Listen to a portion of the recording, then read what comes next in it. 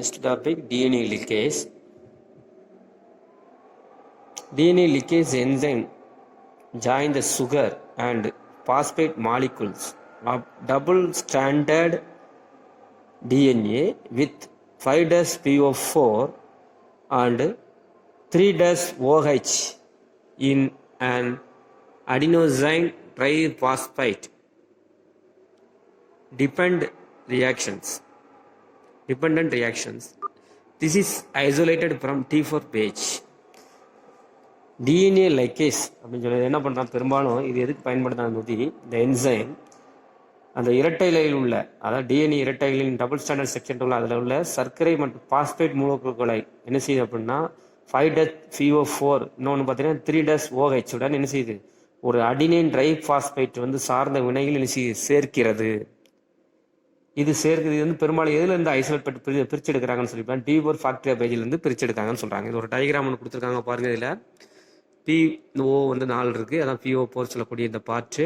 இன்னொன்று பார்த்தீங்கன்னா 3OH. இதை வந்து சேர்த்து ஒரு டிஎன்ஏ டபுள் ஸ்டாண்டர்ட் டெக்ஸ்டாக மாற்றுறதுக்கு பயன்படக்கூடியது தான் அடினோசைன் ட்ரைபாஸ்பேட் சொல்லக்கூடிய அந்த இது ஏடிபி மூலக்கூறு சொல்கிற மாலிகுல் சொல்கிறது. இதுதான் சார்ந்து தான் இந்த ரியாக்ஷன் நடக்குன்னு சொல்கிறாங்க. இது எதுலேருந்து பிரிச்சு எடுக்காங்கன்னு சொல்லி பார்த்தீங்கன்னா D4 ஃபேக்டரியா பேஜிலேருந்து பிரிச்சு வச்சுன்னு சொல்கிறாங்க.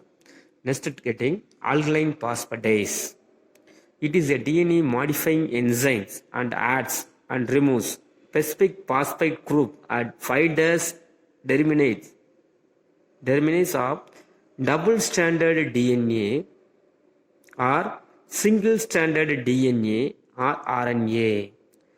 It is a DNA modifying enzymes and adds or removes specific phosphate group 5' terminates of double stranded DNA or single stranded DNA or RNA. அதாவது பாஸ்பேட்டைட்ஸ் எதுக்கு பயன்படுதான், ஆல்கலைன் பாஸ்பேட்டைஸ் என்னன்னா ஒரு டிஎன்ஏ வந்து மாற்றி அமைக்கக்கூடிய ஒரு நொதி. டிஎன்ஏ வந்து என்னது, ஒரு மாற்றி அமைக்கக்கூடிய ஒரு என்சைம் இரட்டை இலையில் உள்ள டிஎன்ஏ முனைப்பகுதி அல்லது என்ன பண்ணுது அப்படின்னா ஒற்றை இலை இருக்குல்ல அது, அல்லது ஆர்என்ஏ வந்து பார்த்தீங்கன்னா ஒரு குறிப்பிட்ட பாஸ்பேட் தொகுதியை வந்து சேர்க்கிறது அல்லது நீக்கிறதுக்கு பயன்படக்கூடியதான் ஆல்கலைன் பாஸ்பேட் சொல்லக்கூடிய என்சைம்.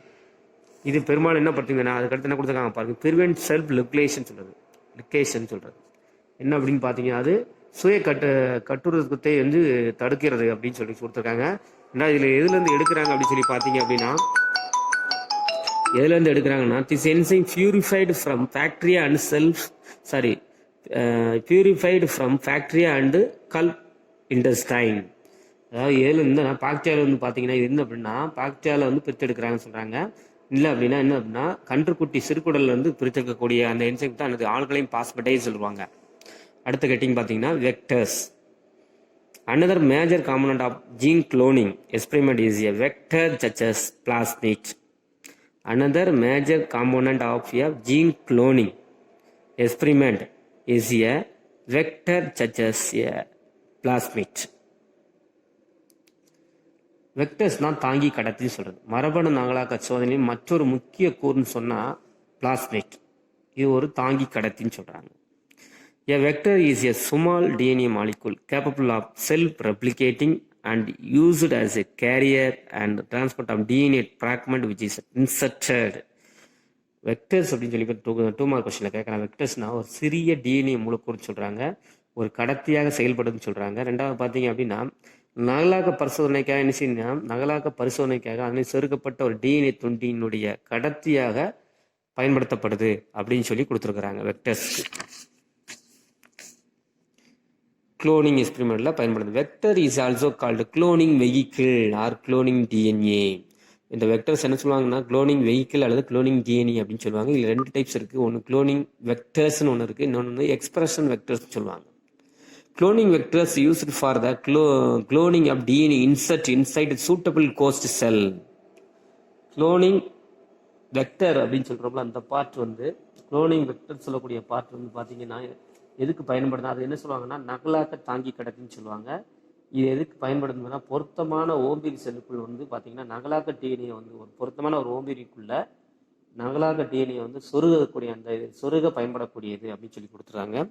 இன்னொன்று பார்த்தீங்கன்னா expression vectors used to express the DNA insert for producing specific protein inside the cost.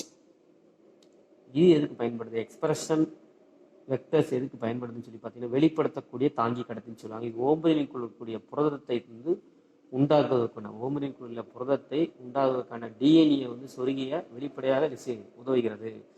அதாவது என்ன அப்படின்னா வெளிப்பாடு அடைய உதவுகிறதுன்னு சொல்றாங்க. அதாவது வெளிப்படுத்தல் தாங்கி கடத்தின்னு சொல்லுவாங்க. எக்ஸ்பிரஸ்னா வெளிப்படுத்தும் தாங்கி கடத்தின்னு சொல்லக்கூடியது.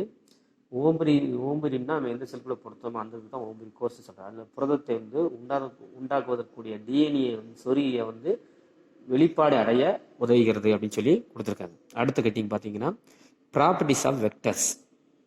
Vectors able to replicate autonomously to produce multiple copies of them along with their DNA insert in the host cell.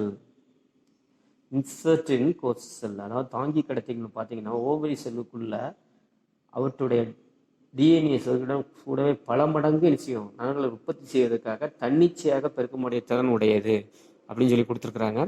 இதில் இன்னும் சில பாயிண்ட்ஸ் கொடுத்துருக்காங்க. இதில் பார்த்தீங்கன்னா ஒரு 3 பாயிண்ட்ஸாவது நம்ம படிச்சுட்டா போதும். It should be small in size and low molecular weight less than 10 kilobase per in size. So entry transfer and host cell இந்த ஈஸி. முதல் பாயிண்ட் என்ன கொடுத்துருக்காங்க அப்படின்னு பார்த்தீங்கன்னா இதில் அதோட ப்ராப்பர்ட்டிஸ் பண்புல அளவில் சிறியதாக இருக்குன்னு சொல்கிறாங்க, இருக்க வேண்டும் சொல்கிறாங்க. ரெண்டாவது பார்த்தீங்கன்னா குறைந்த மூலக்கூறு எடையை கொண்டிருக்க வேண்டும் சொல்கிறாங்க. அடுத்து பார்த்தீங்கன்னா 10 கிலோஃபேஸுக்கு குறைவான அளவை கொண்டு எடை இருக்கும் அப்படின்னு சொல்கிறாங்க.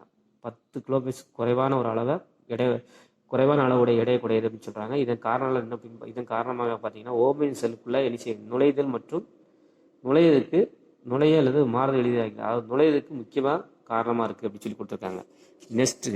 Next points.